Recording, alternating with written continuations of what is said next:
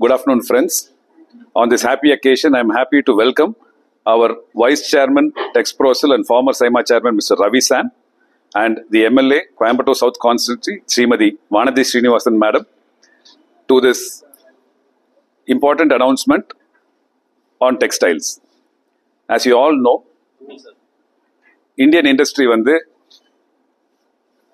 ஒரு 3 ஆண்டு காலமாக பருத்தி இம்போர்ட்டுக்கு விதிக்கப்பட்டுள்ள 11% இம்போர்ட் டியூட்டி வந்து ரிமூவ் செய்ய வேண்டும். பல தருணங்களில் நாங்கள் வந்து கவர்மெண்ட் கிட்ட வந்து அப்பீல் செஞ்சிருக்கிறோம். அதுக்கு ஏற்ப செப்டம்பர் 30, 2025 வரைக்கும் அந்த ஆல் வெரைட்டிஸ் ஆஃப் காட்டன்ஸ்க்கு இருக்கக்கூடிய இம்போர்ட் டியூட்டியை ரிமூவ் பண்றதுக்கு அண்மையில் கவர்மெண்ட் வந்து ஒரு வெல்கம் அனௌன்ஸ்மெண்ட் செஞ்சிருந்தாங்க. அப்போ நாங்க சொன்னது வந்து காலம் குறுகியதாக இருக்கிறது, செப்டம்பர் 30 இன்னொரு 40 days தான் இருக்கும், அதை கொஞ்சம் எக்ஸ்டெண்ட் பண்ணுவதை கன்சிடர் பண்ணுங்க என்று நாங்கள் வந்து சைமா சார்பிலும் மற்ற சங்கங்கள் சார்பிலும் நிதியமைச்சரையும் மற்ற அமைச்சர்களையும் கேட்டுக்கொண்டிருந்தோம்.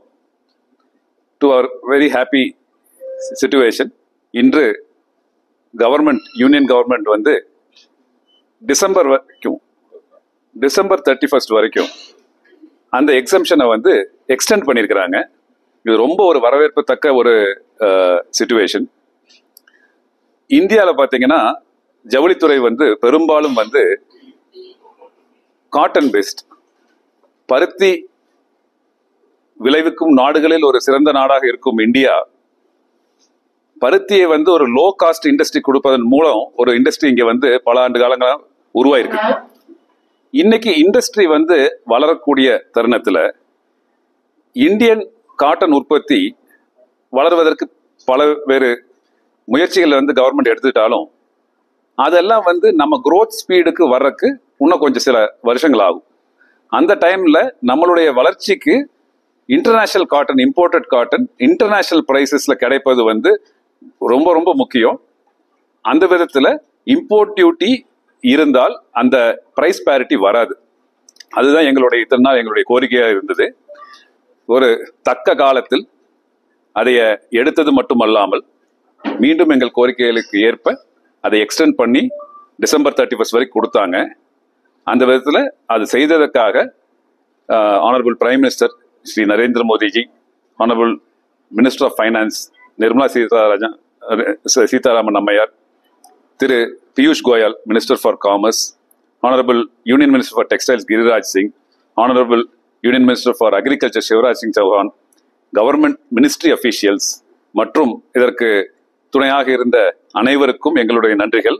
குறிப்பாக இங்கிருந்து எங்களுடைய ரெப்ரசன்டேஷன்ஸை இந்த 3 வருட காலங்களாக தவறாமல் வந்து கவர்மெண்ட்டுக்கு எடுத்து போய் அந்த குறைகள் எங்களுடைய நிலைமையை வந்து எடுத்து கூறி இந்த தடவையும் திரு ரவிசாம் தலைமையில் ஒரு டெலிகேஷனை ஃபைனான்ஸ் மினிஸ்டரை பார்ப்பதற்காக அழைத்து சென்று இதை வந்து எங்களுக்கு கூடவே இருந்து எங்களுக்கு செய்து கொடுத்த நமது கோயம்புத்தூர் சவுத் எம்எல்ஏ திருமதி வானதி ஸ்ரீனிவாசன் அவர்களுக்கு என்னுடைய நன்றிகளை தெரிவித்துக் கொள்கிறேன்.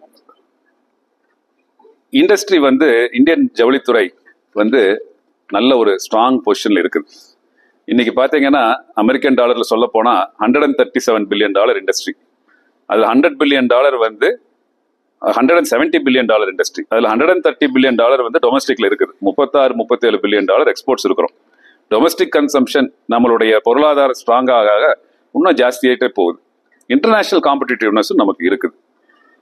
அப்படி இருக்கும்போது நம்மளுடைய பல்வேறு கவர்மெண்ட்டுடைய நம்மளுடைய அவங்களுடைய முயற்சிகள், இப்ப இந்த வரியை வந்து எடுத்தது, இரண்டாவதாக வந்து ஜிஎஸ்டி ரிஃபார்ம்ஸ், ஃபினான்ஷியல் சப்போர்ட், மற்ற ஸ்ட்ரக்சரல் ரிஃபார்ம்ஸ் எல்லாம் அட்ரஸ் பண்றது மூலம் பருத்தி துறை, ஜவுளித்துறை வந்து மேன்மேலும் ஓங்கி வளரப்போகுதுங்கிறதுல எங்களுக்கு எந்த ஒரு டவுட்டும் கிடையாது.